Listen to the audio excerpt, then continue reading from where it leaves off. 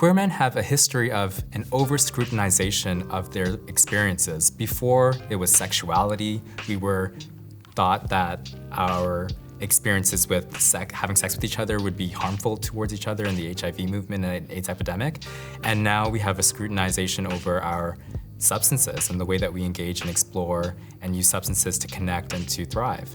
And so when folk disconnect from this narrative that's set out for them about what is the model queer individual, what's the most healthy way of living, because it's so condemning, it's so stigmatizing, and center in on their own world of experience and reclaim their autonomy, they are able to be honest with themselves and sit within their body. They're not pulled in every direction with a prescription of how they should behave or how they should live on in the world. And reclaim their autonomy, they are able to be honest with themselves. And it's this recentering of themselves that really brings a lot of power back to the lives of queer men.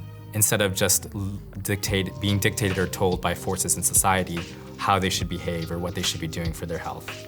If we let go of that fixation, it allows other people to also let go of that fixation for themselves, that they don't have to view their experience as shameful. In sometimes behavioral change spaces or programs designed for behavioral change, where there is this idea that, you know, everyone's kind of in this kind of guilt pool of like, what we're doing is wrong, we need to like heal ourselves and fix ourselves, we're broken.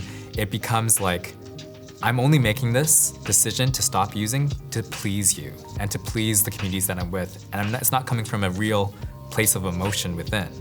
And if we were to have a truly non-judgmental space, then that person, when they're making decisions for their betterment of their health, they're making it from their own autonomy, their own ideas for themselves of what's right and wrong.